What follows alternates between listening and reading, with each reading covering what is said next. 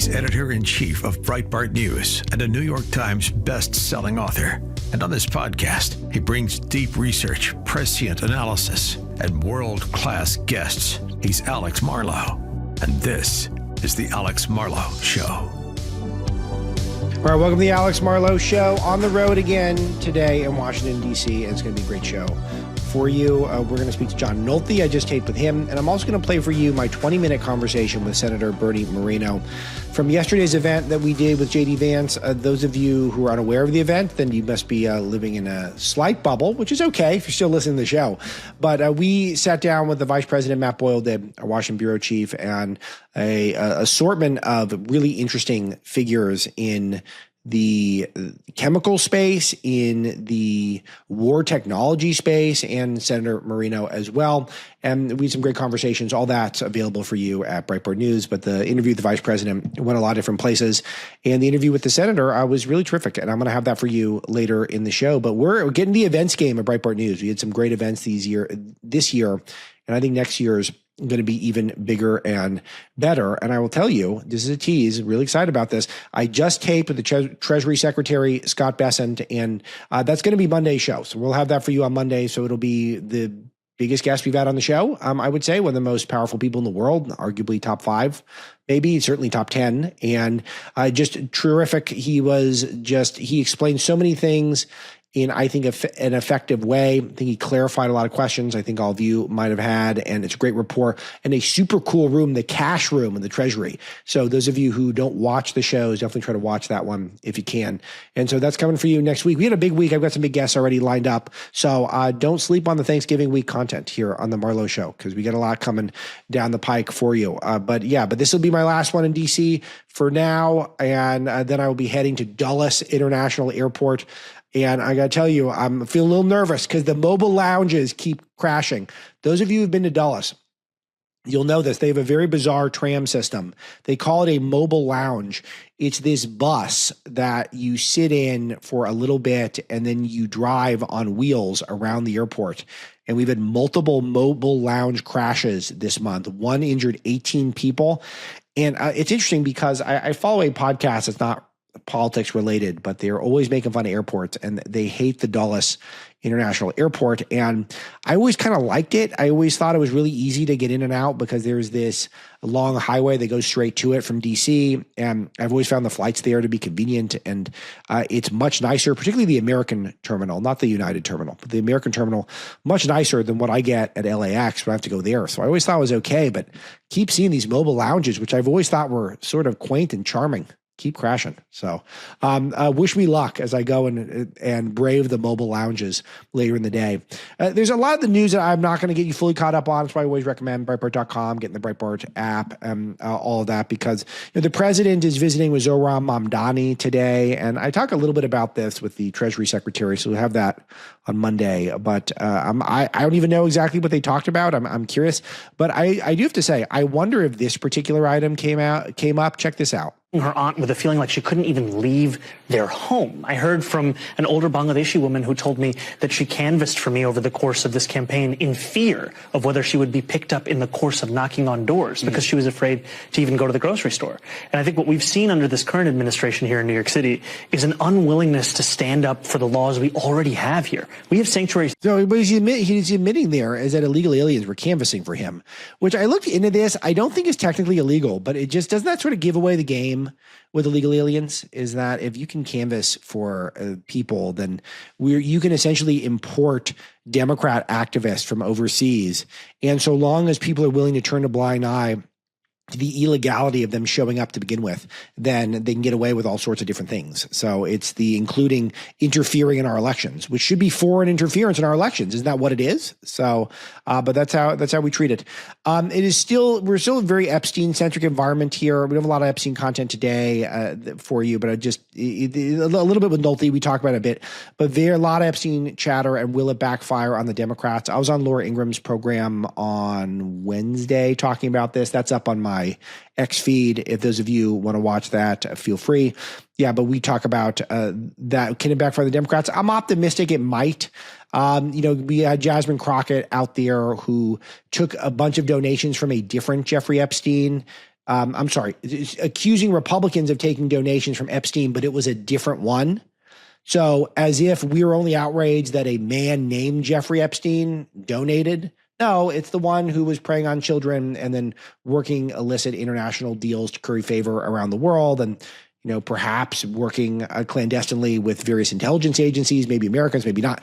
That's what we're interested in. We're not really interested in just people named Jeffrey Epstein, but because she plays such a dummy on television, that's how she acted. She got called out on this, and she had a response, which I did pull. Check this out. Because I'm sorry, but we don't have ethical rules that say that you can't receive text messages or you can't respond to text messages, especially if somebody has a certain record and you can't do it in committee. We all be sitting on our phones.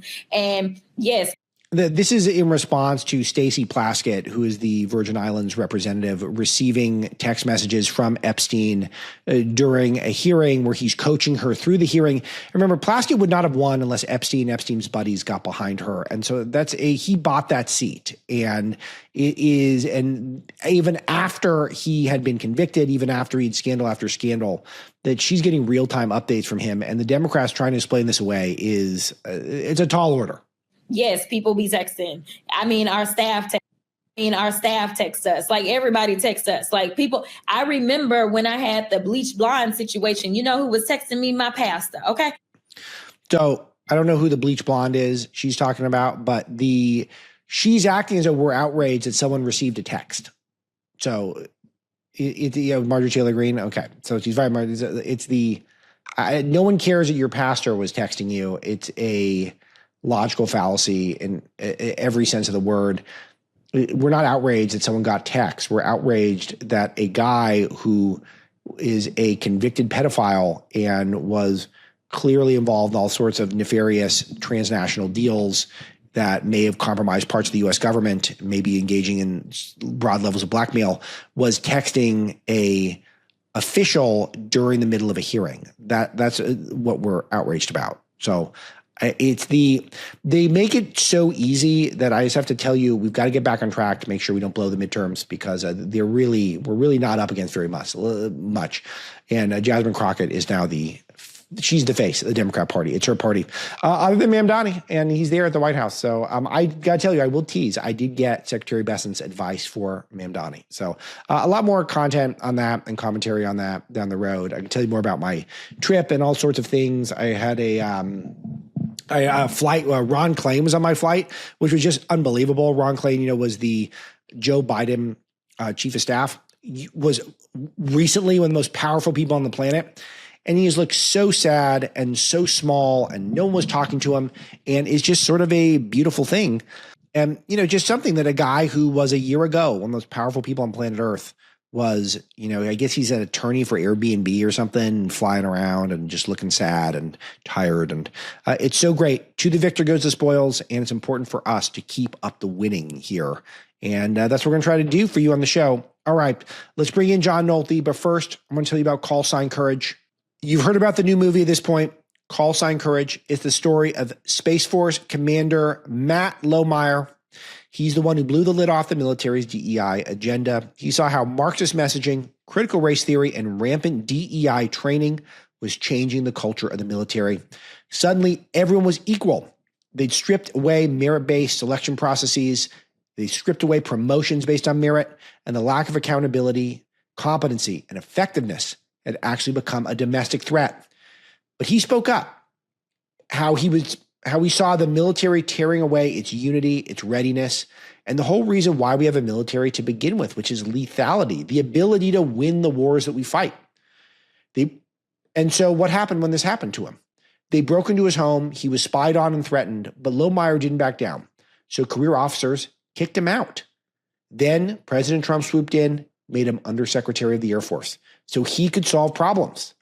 When the stakes were high, this was the guy who stood up. That's why you shouldn't miss the movie Call Sign Courage, the Matt Lohmeyer story. You can watch it and buy the DVD at salemnow.com. That's salemnow.com.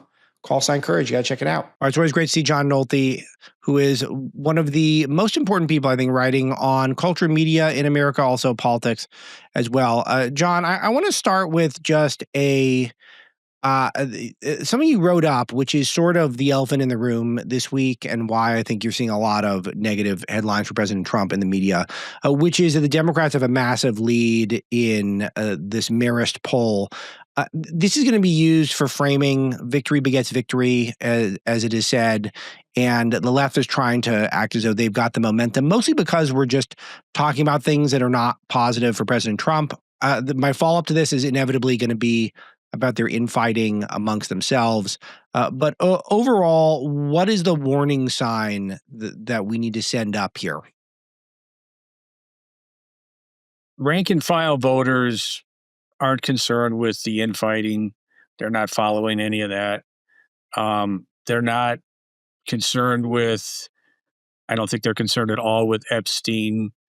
They just see that Trump is getting swamped by that and sort of going back to the behavior that people didn't like before, where instead of being calm and cool, he's snapping at journalists.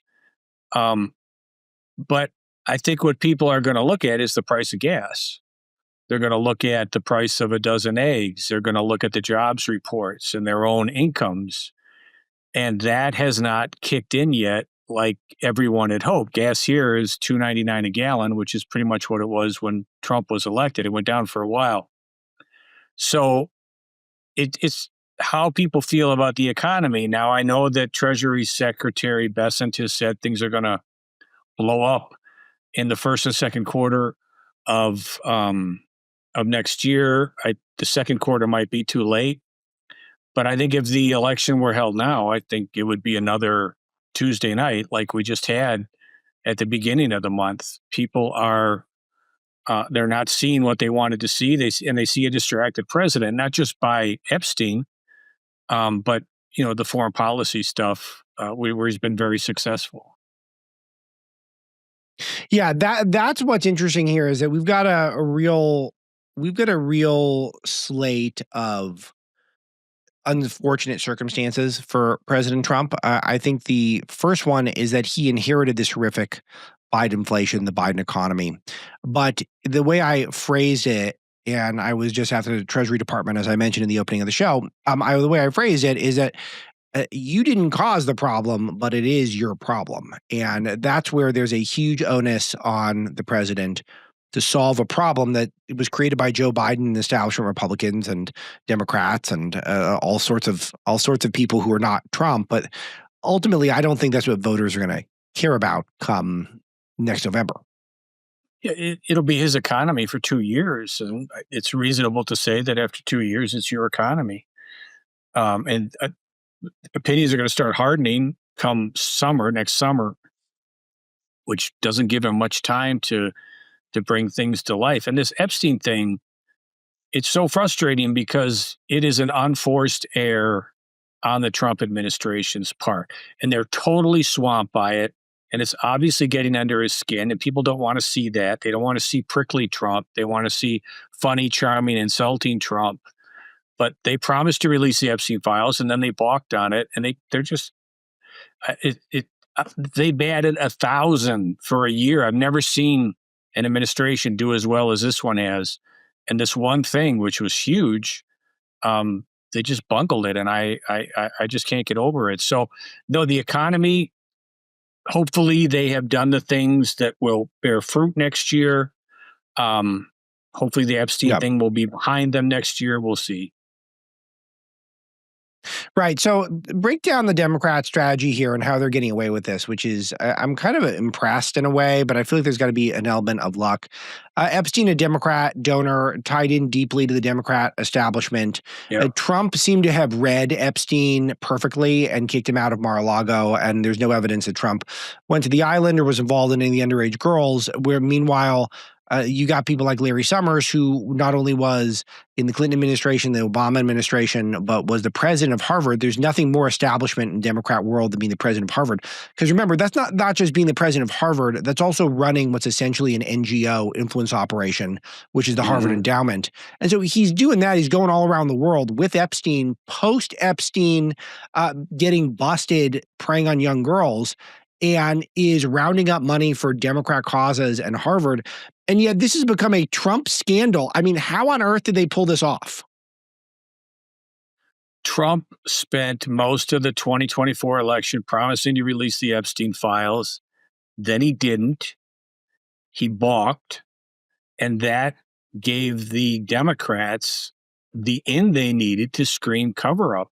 It was as simple as that. That's how easy it was. And I have no idea why they bungled this as badly as they did. He had nothing. I was never worried that Trump was going to be part of it because the Biden administration would have at least leaked it. They had those files for 4 years.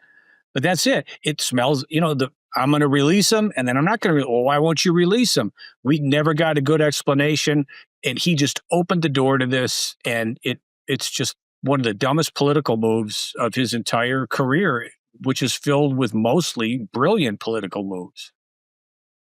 It's interesting because I think you're right on this. He's so good at looking down the field, and I was thinking, it feels like what I guess surprises me is that with the Epstein Files Part 1 release, which was basically all the same stuff and all the influencers in the right who were handed it. And that was a huge error right there. That was a huge error, but go ahead.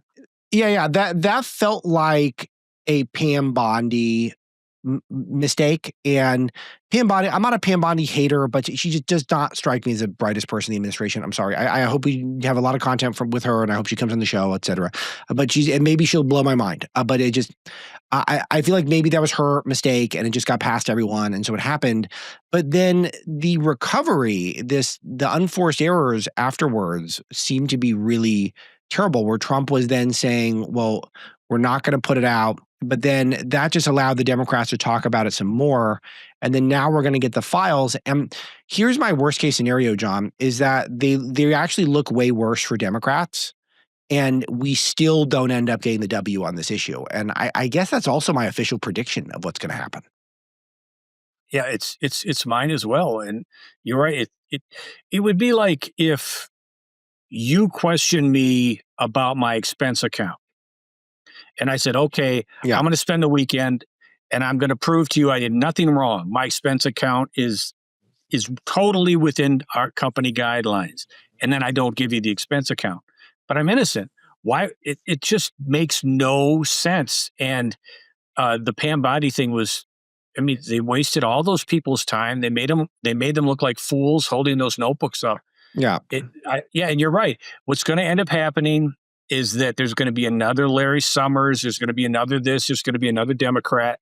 And it's all going to be Trump with the photograph of Jeffrey Epstein, even though there is nothing that shows that he did anything other than boot that guy, remove himself from that guy's life, even before he was convicted of child prostitution or whatever it was. And then, people are not going to. The guy was convicted and he served his time. And this is going to make people angry, but if you're convicted and you serve your time, that should be it. You paid your debt. Now I know that the deal stunk, blah, blah, blah, but he paid his debt. So a lot of this to me, even the stuff that Democrats are being attacked with, the guy paid his debt. Are we supposed to be a country where after you pay your debt, your slate is clean? And I know he did a terrible thing, but still, that's another part of this that galls me, is that it's just being used to attack. Oh, you texted with so-and-so and you talked to so-and-so, or you were in the same room with so-and-so, or you interviewed so-and-so.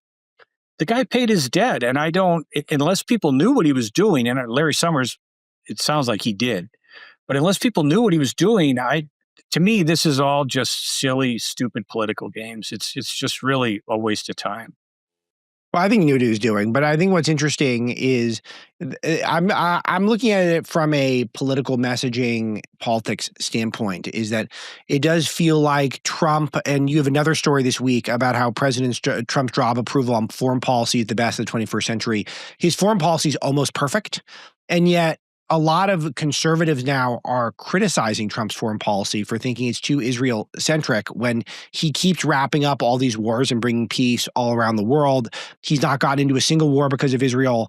He's engaged in a couple of really specific strategic bombings I think have benefited Israel, but I think we've benefited as well from those. I mean, he couldn't strike a better tone in a million years. I, of course, am a big believer in President Trump, but it's A+ across the board.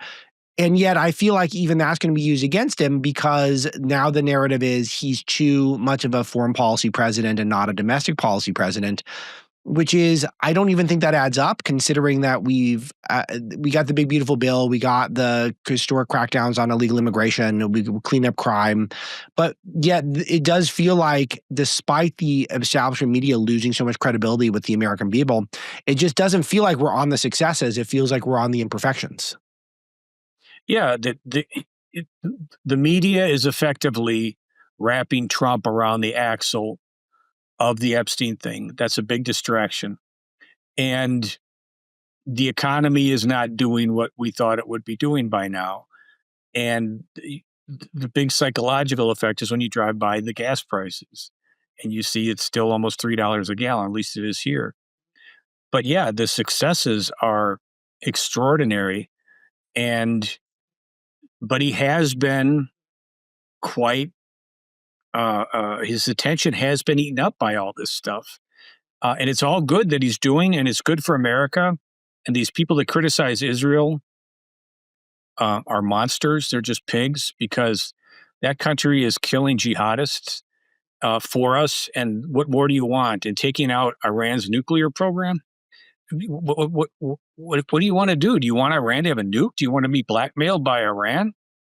These people just aren't thinking, and there's no logic to their criticism. So I just see it as anti-Jewish. That's all I see it as, because there's no logic to it. Everything Israel is doing is good, and it's good for America, and it's just morally good. It's existentially good, and they were attacked.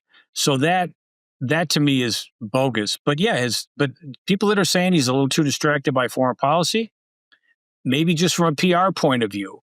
Maybe he, while he's getting all these victories on stage, he should be talking about the economy. I don't know what the solution to it is, but he's in a bad place now. That's all there is to it. Yeah, we got to work it out. So did you have any ideas? I mean, we got a year to work this stuff out, but any ideas initially? If I were him, I would talk solely about the economy, at least 90-10. Get this Epstein thing behind you as quickly as possible. And in the new year, just go after Democrats and use Congress to go after Democrats. Use Congress to investigate Democrats. Use the Attorney General's office to investigate Democrats. Just bury them in their scandals. And I'm sure that between him and J.D. Vance and his team, Stephen Miller and whatnot, they've got plans. And I know that one of the plans is to have a convention, which is a really good idea.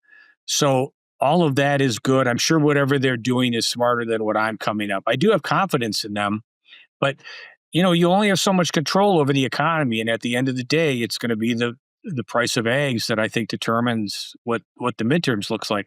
And I don't need to tell Donald Trump this. He knows this. If he loses the midterms, if Democrats take over the House, his presidency is over. They're going to impeach him 20 times. They're going to investigate him. Yeah. And then they're going to target Vance in 2028 and try and tie him up and mark him up as much as they can. So this is a very important election, very important midterm. Yeah, it really is, because I feel like exactly they've got a playbook now that I'm afraid of. And the playbook is that the blame Trump for the imperfections in the economy, which again, we've seen some. Okay, so there's a lot of actually great data points in the economy. Atlanta Fed says we're growing at 4.2%. Apartments, our prices are coming down. Inflation has come down quite a bit. There's still inflation, but it's come down quite a bit from the Biden inflation numbers. There's actually quite a number of really promising data points, but it does feel like because we still have inflation and the Fed's not cutting rates at super low level, and just people increasingly feel the burdens of life because it's hard to deregulate all at once and, get people in a spot where they feel like they're free to go get that remodel or get that new home. And there's so many factors that are dogging us at this point.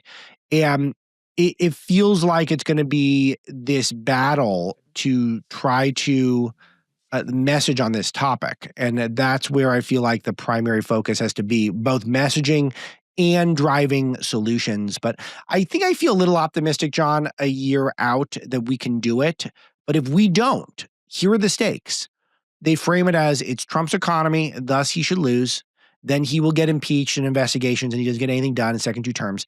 And then what they do is they tie J.D. Vance to the fringes, the far fringes of the conservative movement, and the most radical things you've ever heard on the X platform. And they make J.D. Vance own all that. And then Vance is in the impossible position where he has either got to disavow parts of his base or he's got to defend parts of his base that are saying indefensible stuff intentionally to get attentions and clicks and stuff like that. And then we're looking at, I don't know, President Newsom, Vice President AOC, or something crazy like that. And it's not that far-fetched. It's not. And I know Trump had a huge victory in 2024. I'm not knocking that.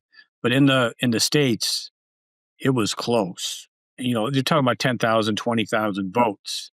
So as crazy as Democrats are, and everyone knows they're crazy, they still were 250,000 votes in those 7 states, maybe 500,000 votes from winning the election. So it's not, we haven't destroyed the Democrat Party like we all wish we would, and they haven't destroyed themselves. People are going to vote on the economy there.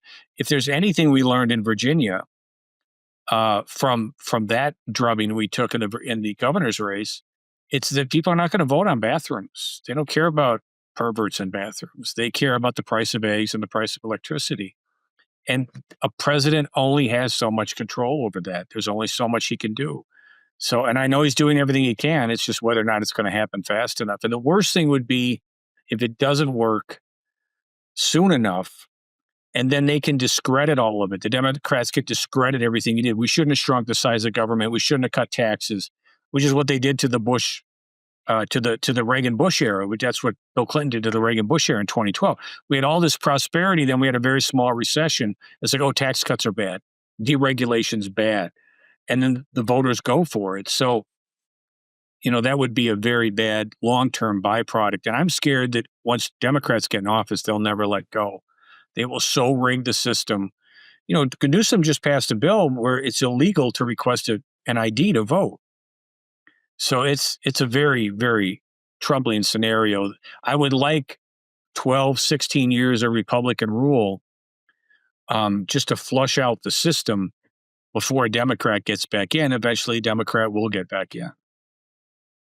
So, John, I'm changing gears now. I want to talk about Wicked. There's a new Wicked movie, and I'll tell you, they're doing the thing. Everything I've heard about the new Wicked movie is good, but Ariana Grande and Cynthia Erivo, who just looks and acts like an extraterrestrial, even though I'm aware that they're both talented people. They were on this bizarre press tour that is just, it's so unbelievably off-putting that it just makes me cringe to a level that's beyond belief. But I feel like the movie's still going to do well. But I know that people are starting to observe them and not feel very comfortable with their public persona. Could you catch people up on what they do on these tours and why that maybe Disney or whoever is in charge of this doesn't want them out there as much? Yeah, the press tour was canceled, we were told, because one of them got COVID and the other one is, won't go alone, won't do it alone. I don't believe that. They act like starved lesbians on mushrooms. That's how they behave together. They're always touching each other. Paints a vivid picture. A helicopter goes over and they act like they were in Vietnam and they're getting some sort of PTSD flashback and the other one helps the other one.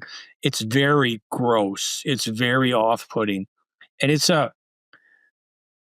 this is a symptom of the narcissism and the bubble that Hollywood, that bubble is shrinking and the narcissism is getting worse, that they don't understand how disgusting this is to normal people. And yeah, the movie's going to be a hit. I don't doubt that.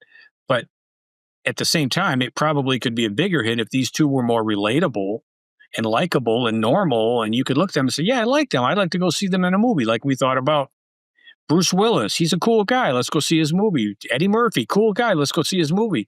But these people act like, a bunch of high lesbians who don't know the whole world's watching. And I don't blame Universal for pulling the plug, which is my opinion of what happened on the whole thing, because they were hurting. Their behavior was so gross, it was overwhelming the movie. And that's when you got to get them out of there.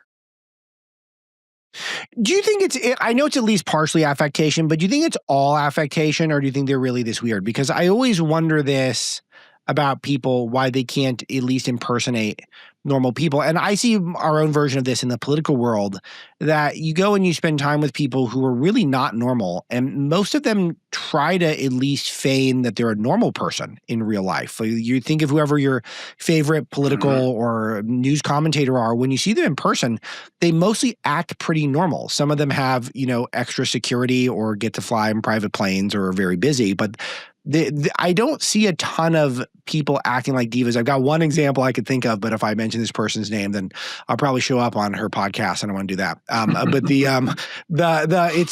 you know what I mean? It's like most of them are trying to say that, no, I'm relatable to you. And that's actually something superior in our world.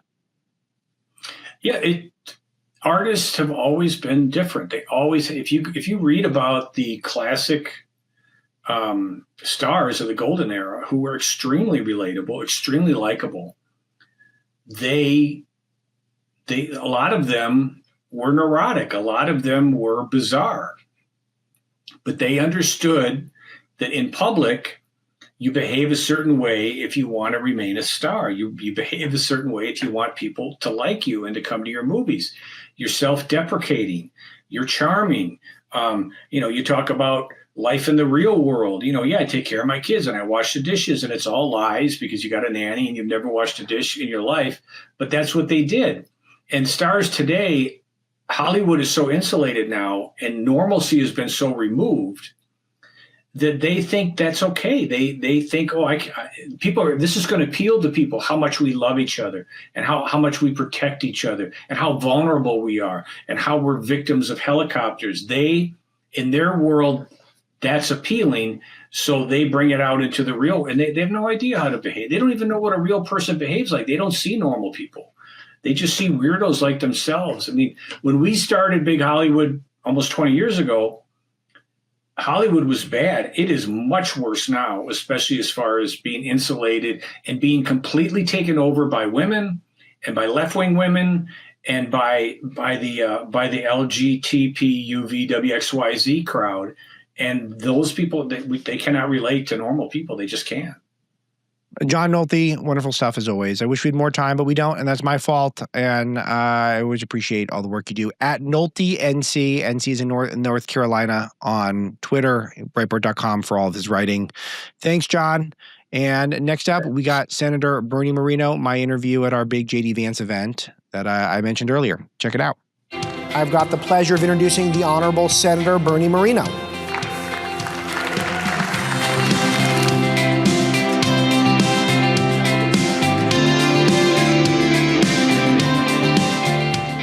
All right, so it's a very Ohio-themed day, Senator. Ohio Day. And you go back a ways with the vice president. You guys have been allies. I mean, does anyone go back very far with the vice president? He's a pretty young guy.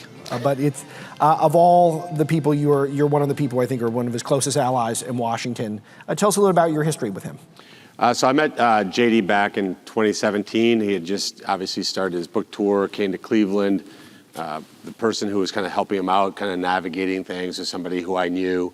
I wasn't a political person at all. I was busy running my own businesses and just got to know him. He's a good guy. He is exactly who he is, privately, publicly. He's just a good dude. I guess I would say it that way. Funny enough, we ended up running against each other for Senate. I remind him often, I launched first and then he launched second. But he got President Trump's endorsement, and it made more sense to drop back from that race. I supported him like crazy. He won that race, obviously, became a great senator. And then in 24, he asked me to run against Sherrod Brown. The odds seemed pretty good. I actually had a 1% chance of winning when I launched my campaign. Yeah. So, but we won that race. But you broke the myth that you could have a Democrat populist in your race. And this was, Sherrod Brown was last holdout. You give a real Democrat who understands normal heartland Americans. And what was the key to doing that? Well, I shockingly analogize it to cars. He's kind of like faux leather, right? So it's not real. Leather? It's pleather. Yeah. He was a populist only in the sense that he said things that sounded populist. But then if you actually looked at his votes, Yep. the issues that he advocated for, he was a hardcore far-left liberal. And we exposed that. And that I do think for the political people in the audience, I think that is the key. Just remind people they all vote the same. So they might talk nice and they might wear a shabby suit, but they're all fake, like the other Bernie in the Senate. So I like the Bernie versus Bernie battle. So we've all picked sides here, but you've got some mileage out of this. It's kind of a running joke that there are two Bernies. Yeah, the good one and the bad one. Yeah, right. So look, on Sherrod Brown. Who's got more houses though? You were successful. That's true. That's true. He has done a great job of making the 175 grand go far. Yeah. But look, with Sherrod, even the whole shtick was fake. Right. He was born from a very wealthy family.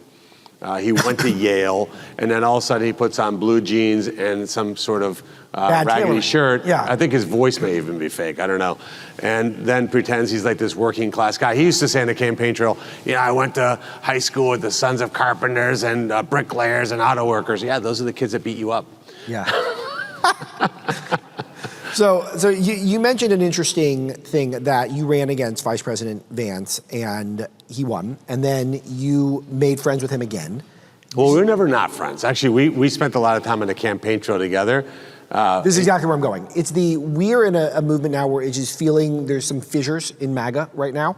And I've been around long. I don't look like I have, but I have 17 years in journalism. I've seen a lot of cycles, and I think we're going to come back together, but it feels a little off now, and relative to where I thought we'd be a year ago. You guys are both unifiers on the right. Talk to us about maybe using the micro example of you and JD, and then perhaps how we can apply that to the broader movement. Yeah, look, when you're in business, JD and I were in, you got to figure out what are the commonalities, focus on those, and build from those commonalities. Don't hyper-focus on maybe the one or two things that you disagree on. And I think right now the MAGA movement is very clear. This is mostly about common sense. It's about putting America first. It's making certain that we have opportunities for young people to live what I believe the American dream is, and I think we can unite around that. And I look at, what does that mean? It doesn't mean that you started Facebook in your basement and became a billionaire. I think most Americans don't think that's going to be them. What they want is they want to be able to go to high school, get a good job, be able to afford a home, be able to afford to own a car, be able to afford to have kids, live in a safe community, go on vacation every once in a while, be able to catch a Browns game when you really hate life, and then be able to retire debt-free. I mean, that's the essence of the American dream. And all of our public policy should be, are we helping make that a reality or not? And I do think that there's a unification that we need to remember that it is the left that's our biggest threat. And it feels like we lose sight of that sometimes hanging out online too much. Any perspective on that? Yeah, and look, the threat is a siren call of socialism and communism. And if you said you were around 17 plus years in journalism, you would never have thought a creature like Mandami could have been elected a mayor of one of our largest cities. You would say that's impossible. Yes, that's true. There's no way. And yet here we are. And the reality is because we've gutted the opportunity for young people to feel like they can be part of the American dream. Home ownership seems impossible. Car ownership seems impossible, let alone be able to get married and start a family. Like, I can't afford to feed my dog, let alone go out and have kids. So look, they gravitate towards people like Mandami who say, I'm going to give you this for free. It's almost like middle school elections, free recess for everybody, free lunch for everybody, snacks in the middle of the day, no homework. You win a campaign that way, and that's what these guys do. But there's conflicting messaging on the affordability issue. This is the big theme, is that I think the Democrats caused the affordability crisis with the Bidenflation and the deficit spending and the nonstop spending. And yet, as of now, they have a chance to outmessage us on it. Mamdani clearly is doing it to some degree. He's saying, well, here's the solution. We're going to give you stuff. That doesn't work, obviously. But you're somebody who spent most of your life thinking about kitchen table issues. You're working with families on their finances to get their cars. It's very applicable. What's your perspective for what should we be doing, and how should we be messaging on the affordability issue? Well, we got to move with quicker urgency. So that's the gut punch that the working class took in this country over the 4 years of Biden can't be overstated. I mean, they totally and completely gutted our working class. They brought in millions, 10+ million foreign workers, caused a housing crisis, caused an insurance crisis, caused a food crisis. Then they did all the things that they did during COVID, which just created incredible amounts of depression among young people, raised the price of automobiles. Now, one of the things that we have to be straighter with, the American public, is fixing that 4 years of total and complete disaster was not going to happen in a couple months. So what we have to do, though, is move with total and complete urgency to make that happen. And I believe that's the good news is, certainly I can speak for the Senate Republicans, is we are driving towards that at 100 miles an hour. So the price of apartments is down, that's good. Blowout jobs numbers we saw earlier. So there's some positive stuff. What, though, proactively should we be doing policy-wise? Well, we got to talk about why deportations at scale matter.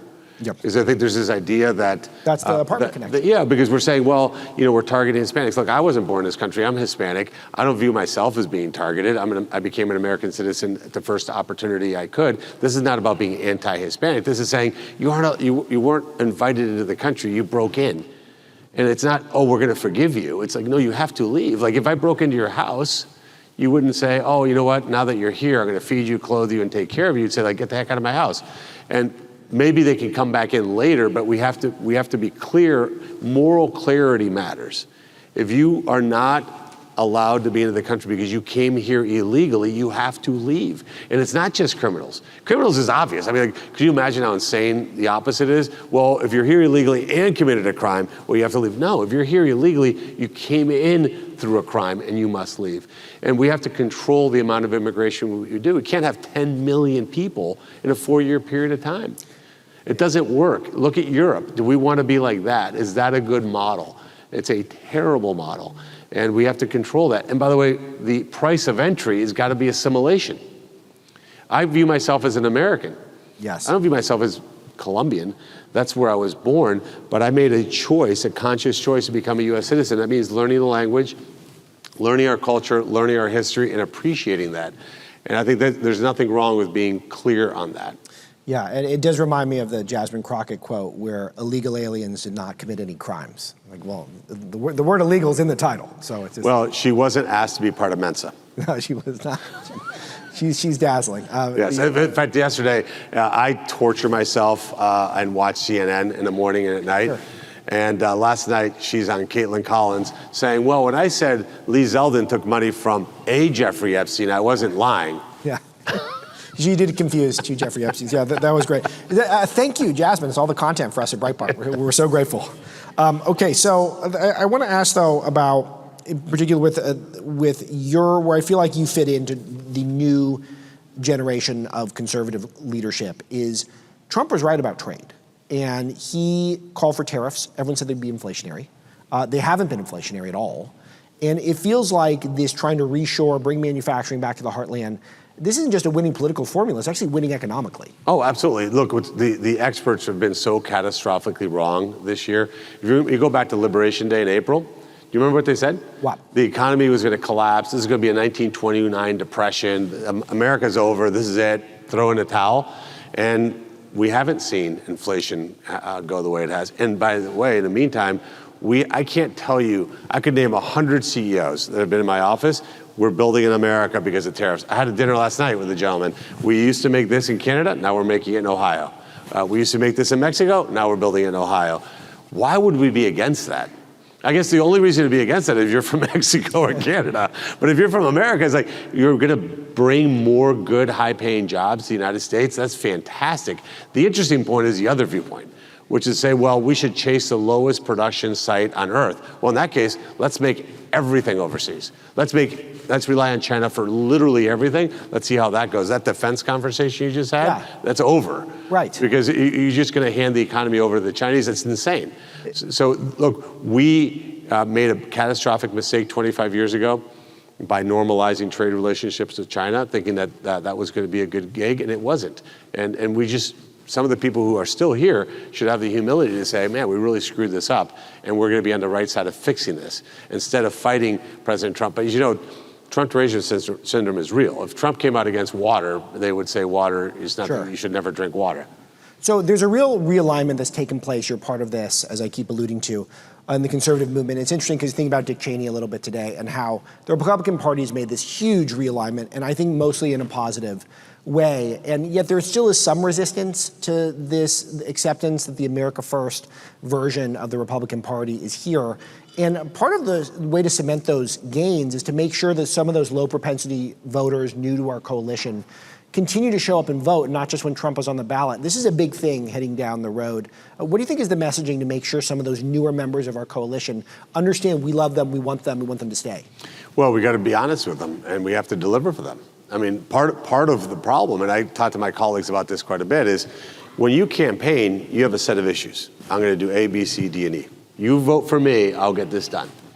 Then we come to D.C., forget the promises that we made. You know, they asked me to be on the whip team, and I don't say vote the way I want you to vote. I just want you to vote the way you told your constituents you would vote. Like, do the exact things that you said.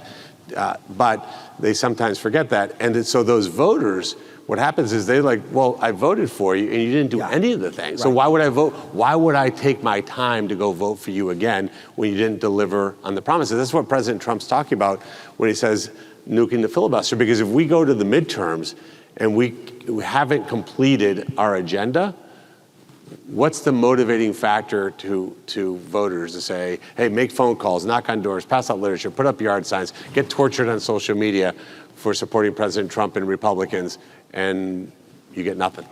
One of the issues where you've shown some leadership is healthcare, but it's one of the hardest ones. Democrats, again, came up with the Affordable Care Act. It made every year since then, healthcare has gotten less affordable mathematically for Americans.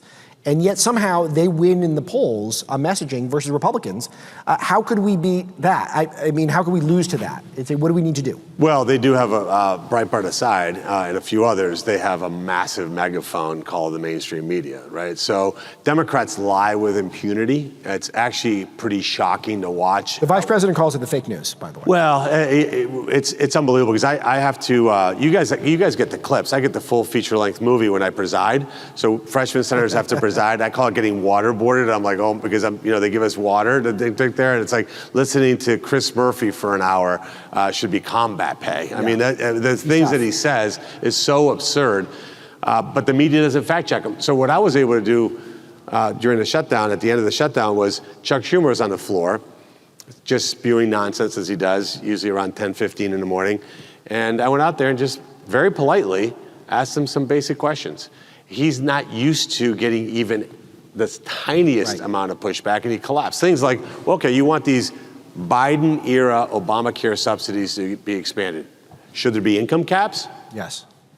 And he was like, we'll negotiate about that later. Wait, so you're saying you want to extend it without income caps? So people making millions of dollars a year should get this. He's like, we'll negotiate about it. He couldn't even answer. Then, should there be $0 premiums that open the door to fraud? And then most importantly, and the one that I think we really need to nail down on, we're going to send $26 billion a year to insurance companies where they're allowed to keep 20% of that as overhead. So we're going to give 80 cents to the dollar to healthcare. Why don't we send 100% to the individual, empower them to make healthcare decisions? Why would you want to send this money to insurance companies? He literally stormed out of the room because he couldn't take the questions. Yeah, they're not used to getting any tough questions, which is interesting. So I want to. You mentioned something earlier that is really fun for us at Breitbart because we're one of the few, I think, established outlets that take Latin American issues seriously. We cover it robustly. And you were born in Colombia, correct? Yes. So this administration, Trump administration, the first president in my lifetime for sure that's taken Latin American issues seriously. Why do you think that is, and are you surprised by it? If you are, I'm sure it's pleasantly surprised. No, very pleasantly surprised. What President Trump is doing in Latin America hasn't been done since really Monroe, and you could say a little bit Roosevelt. We need to take our hemisphere seriously. The biggest advantage we have as a nation is we have great real estate. We have two giant oceans that keep the rest of the world at check. And what we've allowed to do is allowed some really bad things to happen in our hemisphere. What President Trump is saying is very simple. If you want to poison American citizens, we're going to kill you first. Right. If you want to kill Americans, we're going to kill you first. And we're not going to allow narco-terrorism. We're not going to allow international criminal gangs. The idea that Hezbollah and Chinese gangs have a presence in Latin America, like, we're going to turn a blind eye on that. That's insane. So what he's doing is unleashing a wave of conservative movement in Latin America that will pay massive, massive dividends, because it's going to end illegal migration. Yeah. It's going to allow us to be self-sufficient. We have cultural similarities, much more so with Latin America Yes. than, of course, with Asia or anywhere else. So let's take advantage of this hemisphere, from the tip of Argentina to the tip of Canada, have this incredible bilateral relationship where America leads and America benefits. Stopping drug flow, standing up to China that's got hegemonic interests in the region, and I think perhaps winning over generations of new voters. I think it's an amazing thing, and I think that way underrated, which brings me to my last question. What do you think is the most underrated thing that's happening right now in Washington, or has happened in the first year of Trump's administration, in the first 10 months so far, that you feel like it's not getting the play that it deserves? Look, I have to say the big, beautiful bill, part of it being big is in the name. It's like, what does it actually do? The fact that we not only kept the child tax credit, but increased it, that's a big deal for working Americans. The fact that we have these $1,000 Trump accounts, think about this. Yeah. You put $1,000 in that newborn baby, others can match it. Employers, I've encouraged a lot of employers, Charter Communications was one of them that did it. You could have a 28-year-old have $500,000 in that account that they can use. That would be a game changer for middle-class kids. The fact that we kept the standard deduction, no tax on tips, no tax on overtime, no tax on Social Security, the bonus depreciation to encourage investment, that's why our economy's humming. We had 119,000 jobs, despite the Democrats trying to tank our economy. Let's just be crystal clear. The government shutdown was about totally attempting to tank the economy so they could win a political election. That's pretty sick stuff. Because the one thing that we should all be united on is we don't want to hurt people or hurt the American economy, and that's what the Democrats did. Do you think they've had enough hell to pay on the shutdown? 'Cause No. I feel like that's why they brought up all the Epstein stuff again, clearly, is to change the subject, because they got humiliated. Look, in my businesses, we negotiated for a living. To use human suffering of American citizens as leverage in a negotiation is absolutely disgusting. Yes. They did it for 45 days. And for 45 days, they said this is a Republican shutdown because we control the House, the Senate, and the White House, knowing that that's a flat out lie because you need 60 votes. And we said all along, we need 8 Democrats. And by the way, 8 Democrats came along, total capitulation, and that's why they totally changed the subject. Look, they hurt this country deeply for 45 days. And I had an exchange with one of the senators in a commerce meeting. I said, how do you look at your staff, knowing you're the reason they're not getting paid? How do you look at the Capitol Police, knowing you're not getting paid? TSA workers, air traffic controllers. They used the suffering of American citizens for political leverage. And if they're not held accountable for that, then we aren't really good at doing a good job of communicating. Senator Bernie Moreno of Ohio, very impressive stuff. Thank you so much for being part of this event. Appreciate it. Thank you. Thanks, man. Appreciate Very it. nice. Thank you.